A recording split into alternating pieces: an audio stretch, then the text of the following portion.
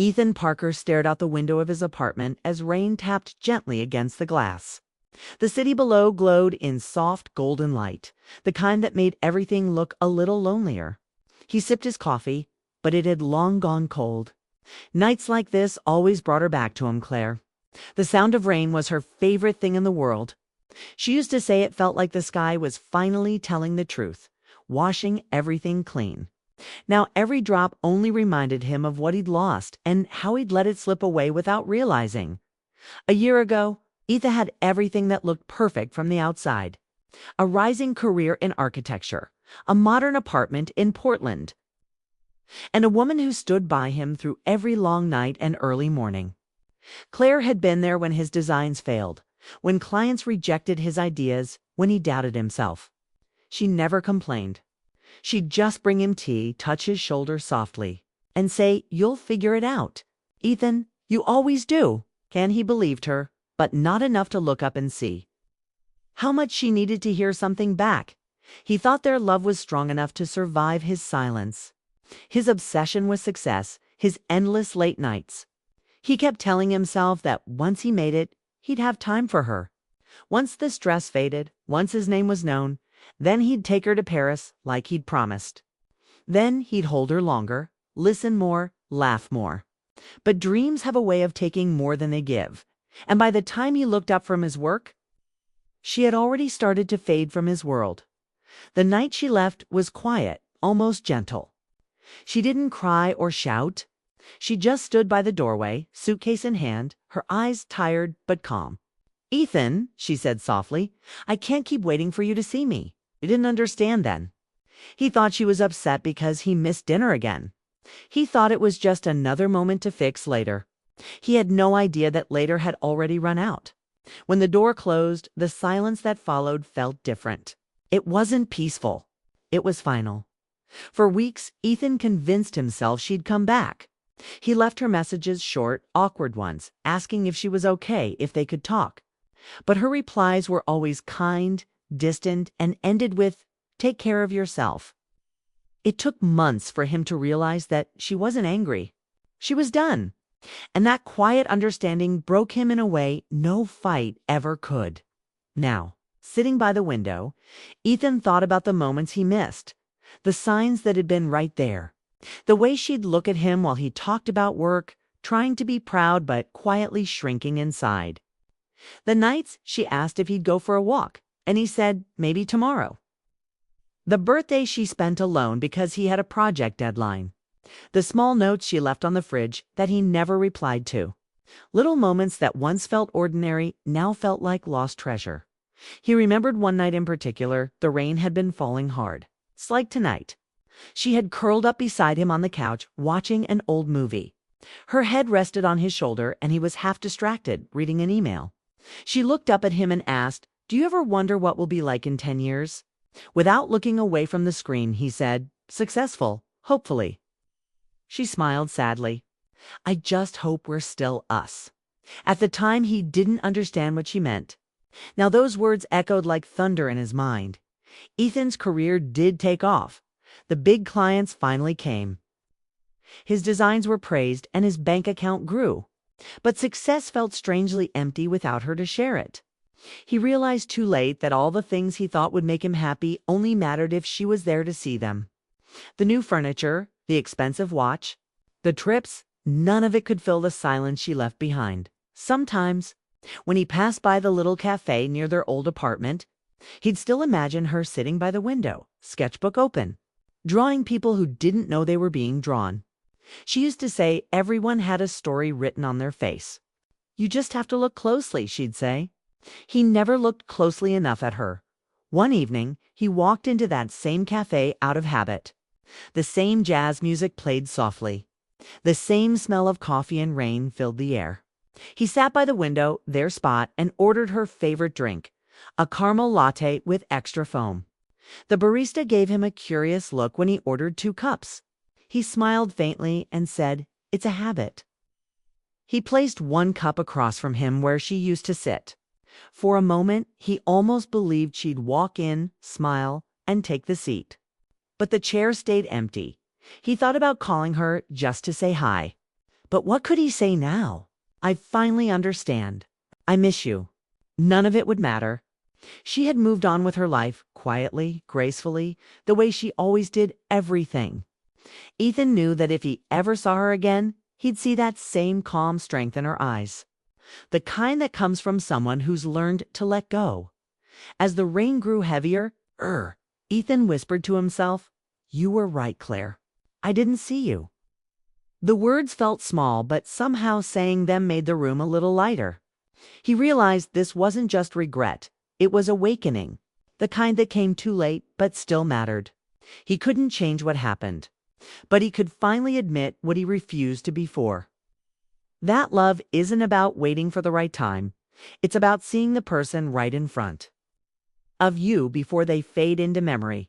That night, he found an old photo of them tucked inside a book she'd once given him. It was from their first trip together, both of them smiling under a single umbrella, soaked from the rain but laughing like kids. On the back, she had written in her neat handwriting, "When it rains, remember this. Love is about being here, not later." Ethan closed his eyes and held the photo for a long time. The truth hit him like the sound of thunder outside. Love doesn't disappear in a single moment. It fades quietly through all the small moments you stop noticing. And by the time you see it slipping away, it's already gone. Outside, the city lights blurred through the rain, and Ethan finally allowed himself to feel everything he'd buried. The longing, the guilt, the love that still lived somewhere deep inside him. It was too late to bring her back, but maybe not too late to start seeing again, really seeing the world around him. He turned off the lights, leaving only the soft glow of the city on the glass. And as the rain kept falling, he whispered the truth he should have said long ago, "I see you now." And for the first time in a long while, the silence that followed didn't feel empty. It felt honest. It had been almost a year since Claire left, but for Ethan, time hadn't healed anything. It had only softened the edges of the pain, turning sharp heartbreak into a dull ache that never really went away. He had tried everything: work, travel, new friends, but nothing filled the quiet space she left behind. Some nights, when the world went still, he still heard her laugh echo in his memory, gentle and far away. He told himself he had moved on, but deep down he knew he hadn't. He just learned how to live with the emptiness. One Saturday afternoon, Ethan wandered into a small bookstore tucked between a bakery and a flower shop in downtown Portland. It was the kind of place that still smelled of old paper and rain, the kind of place Claire loved. They used to spend hours there, flipping through art books, talking about places they wanted to visit. He hadn't stepped inside since she left. Maybe that's why his chest tightened the moment he pushed open the door. He was walking through the aisles, lost in thought, when he froze. There she was, Claire, standing by the travel section, her hair slightly shorter, her coat a soft cream color. She was holding a book about Italy, flipping through the pages with that same peaceful focus he remembered. The sight hit him like a wave, familiar and foreign all at once. For a moment, he just stood there, afraid that if he moved, she'd disappear like a dream. But then she turned, and their eyes met. "Claire," he said quietly, his voice catching somewhere between surprise and disbelief. Her eyes widened, and for a second, he saw a flicker of something, maybe surprise, maybe emotion. Then she smiled, polite and calm. "Ethan, hi. It's been a while." Her voice hadn't changed. Soft, steady, warm. He could hear 100 memories in just those 3 words. He nodded, unsure of what to do with his hands, his breath, his heart. "Yeah, a while." There was an awkward silence, the kind filled with everything left unsaid. Then she held up the book. "Just planning a trip," she said, her tone casual. "Italy, I've always wanted to go." He tried to smile. "That's amazing. You used to talk about painting there." She smiled back, a small, gentle smile that didn't reach her eyes. "I finally decided to stop talking and just do it." They talked for a while, both pretending to be calm. She told him about her art classes, her new studio, how she had been saving for this trip for months. Ethan listened, nodding, but his mind was spinning. She sounded happy, not the kind of happiness that comes from pretending. but the kind that comes from finally finding peace. He wanted to tell her how proud he was, how he'd thought of her every day, how seeing her again made everything inside him ache and breathe at once. But all he said was, "You always had the courage to chase what you love." She looked at him for a moment, really looked. "You did too," she said softly. "You just didn't know what it was yet." Ethan even started to imagine what Florence would be like through her eyes. The sunlight on cobblestone streets, the smell of fresh paint in her studio, the quiet moments by the sea as she captured the world on canvas.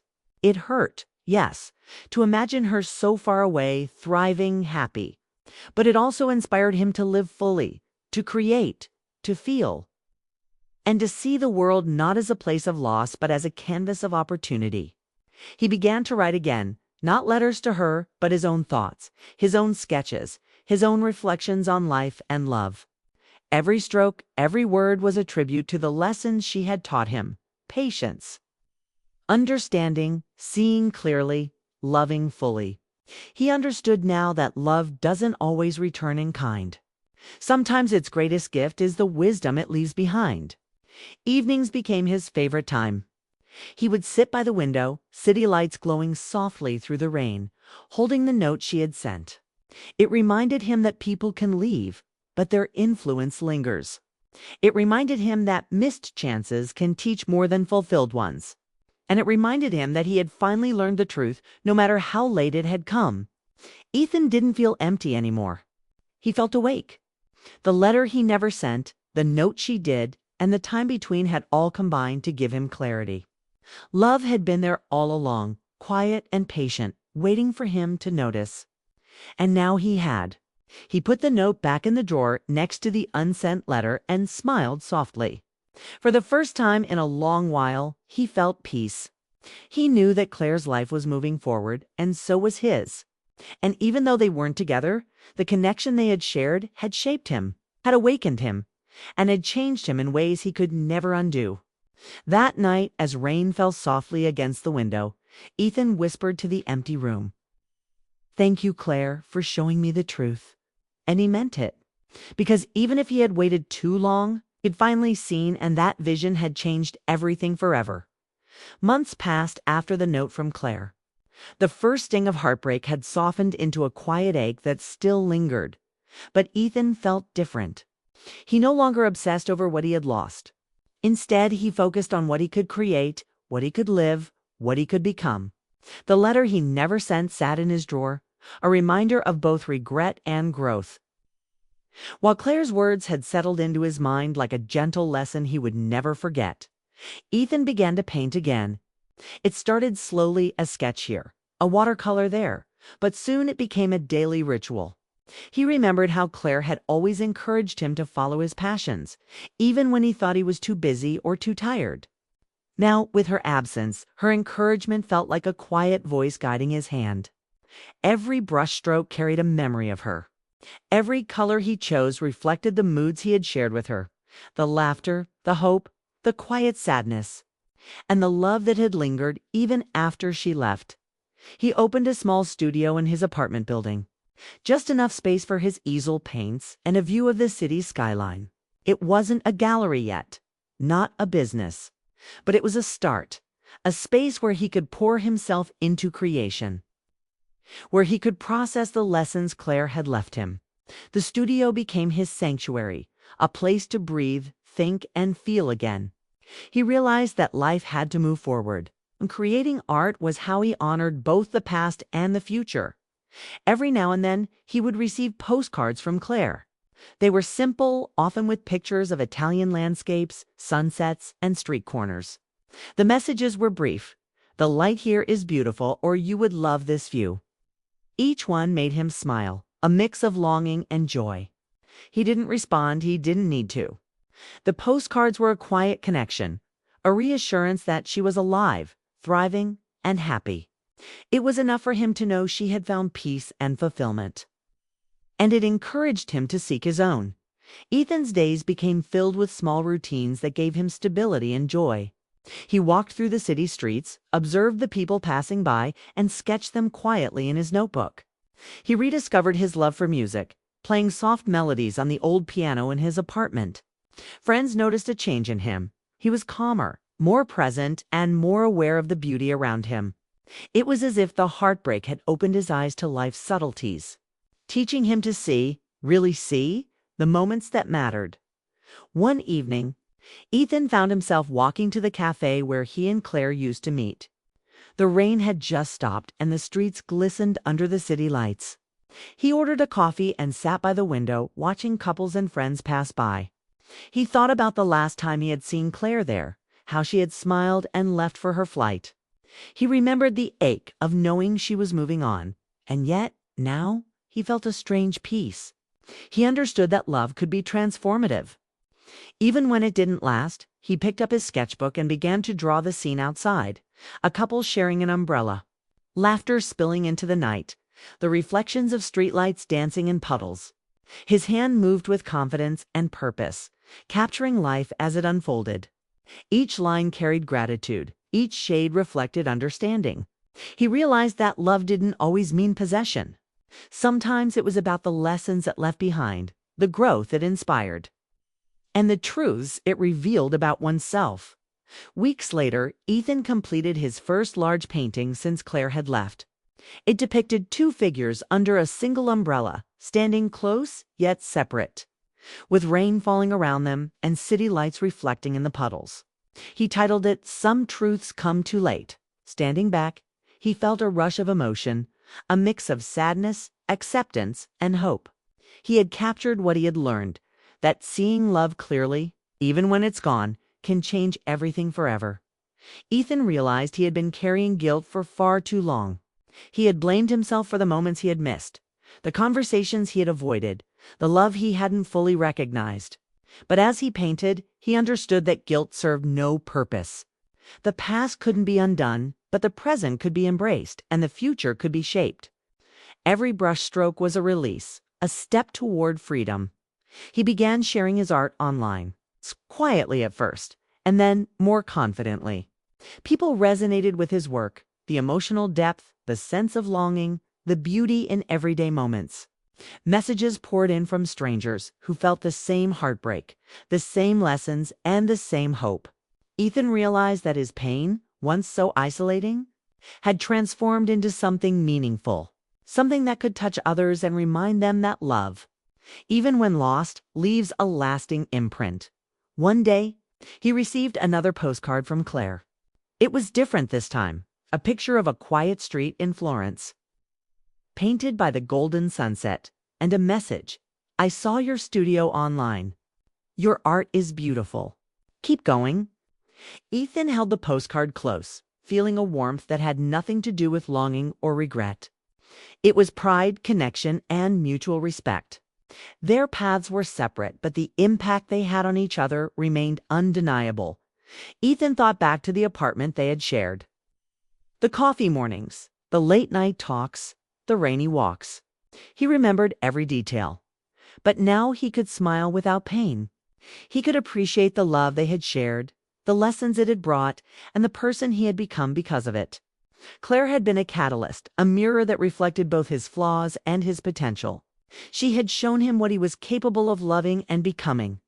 The city skyline glowed through his studio window as he painted late into the night. The rain had returned, gentle and rhythmic, tapping against the glass. He didn't feel lonely. He felt alive. He had learned that love doesn't always end in union, but it always ends in transformation if we let it. The truth he had seen too late had changed everything: his heart, his perspective, his life. Ethan hung the final painting in his studio, stepping back to admire it. He whispered softly to the empty room, "Some truths come too late, but they still change everything." And he meant it. The heartbreak, the longing, the missed opportunities, all of it had shaped him into a man who could finally see, truly see, both life and love. He knew now that happiness didn't come from holding on, but from understanding, creating, and embracing life fully. Love, he realized, was not always about possession or timing. Sometimes the greatest love is the one that teaches you to grow, to heal, and to move forward with grace. And even though Claire was far away, painting under the Italian sun, her influence remained quiet and enduring, guiding him toward a life filled with purpose, beauty, and understanding. Ethan smiled as he turned off the lights in his studio. The rain continued softly outside, the city calm and alive. He felt a profound peace he had never known before. Life was moving forward, and he was ready to move with it, carrying the truth Claire had left him. A truth that had arrived too late to save their love, but just in time to save himself. In that quiet moment, surrounded by the soft glow of the city and the gentle patter of rain, Ethan finally understood. Some truths may arrive too late, but their impact can last forever. And for the first time in years, he felt complete. The words landed deep, not cruel, but honest. She wasn't trying to hurt him. She was just telling the truth. The kind of truth only someone who once loved you deeply can say. They walked together through the bookstore. The air between them was filled with quiet memories, hands that used to fit perfectly, laughs that once filled spaces like this. Every small thing reminded him of what they used to be. When they reached the door, she said she had to go. "My flight's next month," she said, adjusting her bag. "I'll be gone for a year, maybe more." He forced a smile. "You'll love it there," she nodded. "I hope so." Then she hesitated, looking at him for a long moment. "Ethan, I'm really glad you're doing well." The words hit him harder than he expected. She meant them, but they also meant something else, that she had let go, that she wished him happiness even if it wasn't with her. As she turned to leave, rain began to fall outside. She opened a small black umbrella, the same kind she used to carry.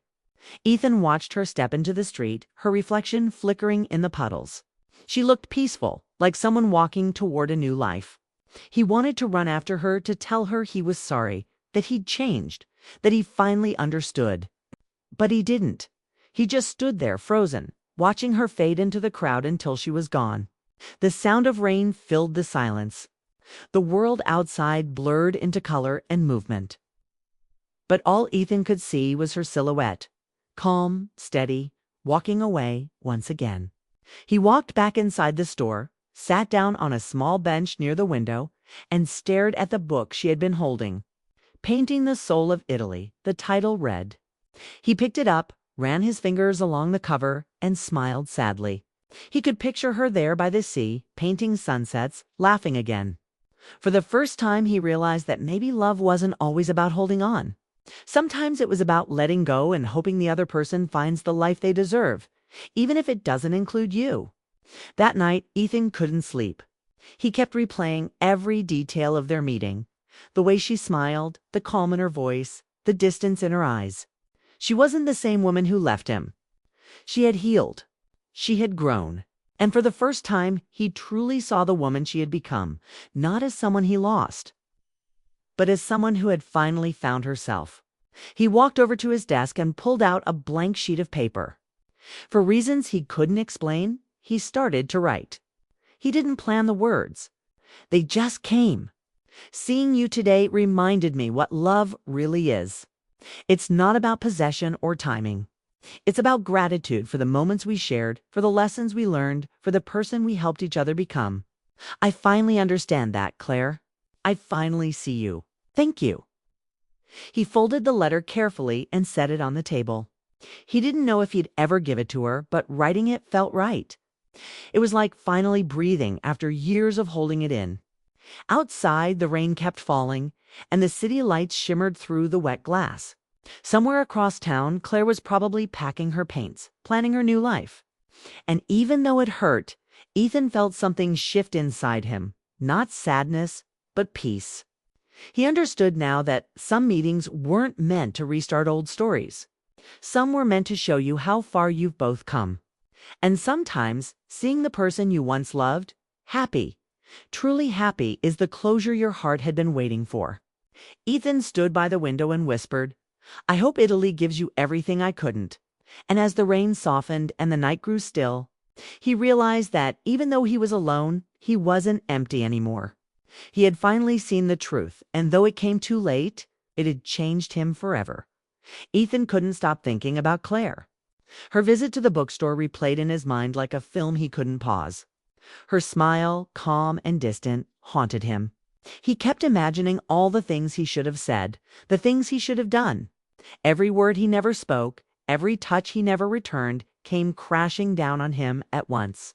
He realized painfully that he had been given a second chance, if only to see her, and he had let it slip through his fingers. He sat at his desk late that night, staring at a blank sheet of paper. The city outside was quiet, rain dripping from the eaves, the glow of streetlights reflecting off puddles. For the first time he felt a need to write. Not a text, not an email, but a real letter. The way she used to write to him when he was away for work. He picked up a pen, and the words came pouring out, fast and urgent. As if they had been waiting inside him all this time. He wrote about everything he had never said. About how he missed the sound of her laugh, the way it could make a whole bad day feel bright. About the small moments he had taken for granted, holding her hand while walking down the street. Sharing coffee on Sunday mornings, the quiet comfort of sitting together without speaking. He wrote about the nights he worked late and how he regretted prioritizing deadlines over her warmth. He wrote about his fear of vulnerability and how it had cost him the most important person in his life. Ethan poured his heart into the letter, admitting things he had never been able to say aloud. He told her that he finally understood what love truly meant, that it wasn't about grand gestures or timing or success, but about showing up, being present, and appreciating the person right in front of you. He admitted that he had been blind to her devotion, blind to her patience, blind to the fact that she had loved him quietly, deeply and completely. By the time he finished, his hand ached and tears blurred the ink. He held the letter to his chest, imagining her reading it. He imagined her eyes softening, a small smile touching her lips. But deep down, he knew she had already moved on.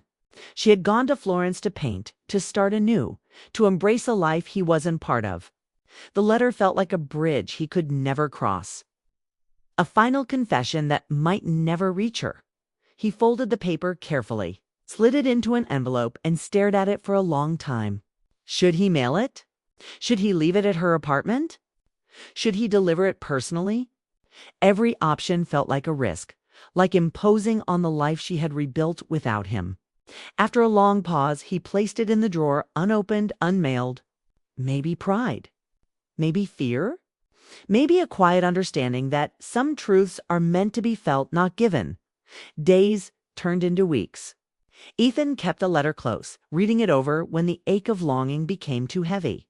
Every time he read it, he felt the warmth of the words and the sting of reality simultaneously. He realized that love didn't always need a response. Sometimes love existed simply as recognition, the act of seeing, acknowledging, and cherishing someone even if it was too late. One morning, a small envelope appeared under his door. No name, no stamp, only his address written neatly on the front. He picked it up with trembling hands and tore it open. Inside was a short note in Claire's handwriting. The paper was soft, familiar, carrying her scent faintly, a smell that always reminded him of Sunday mornings and warm smiles. I saw you at the bookstore. I'm glad you're doing well. Please don't wait for me. Just live. That's what I always wanted for you. Ethan read it over and over. The words were simple, quiet, but they hit him harder than anything he had imagined. She wasn't angry. She wasn't bitter. She was offering him freedom, a gentle permission to move forward, to live his life without waiting for her return. And in that moment, Ethan realized that her leaving hadn't been abandonment. It had been love in its purest form. She had loved him enough to step back, enough to let him learn, enough to hope he would finally see the truth. He sat down with a note in his hands, letting it sink in. For the first time, he cried, not from heartbreak, but from understanding. The weight of regret lifted slightly, replaced by a bittersweet clarity. He knew that he had lost her in one sense, but he had gained something equally important: awareness. He had finally seen what had been there all along, what he had ignored, what he had taken for granted. From that day, Ethan began to change. He returned to the things he loved but had abandoned: sketching, walking through the old neighborhoods, visiting the places he and Claire had once loved. Every small act was infused with the memory of her, not as a source of pain but as a guide. He realized that life didn't stop when love slipped away. The world was still full of color, of movement, of possibility, and he could honor the past while embracing the future. Sometimes he walked past the bookstore again, pausing to imagine her there, smiling as she chose a book, humming softly. He never left letters or messages. He didn't need to. The note she had left him was enough. It was a quiet reminder that love can be graceful, even in absence, and that closure doesn't always come from confrontation. Sometimes it comes from acceptance.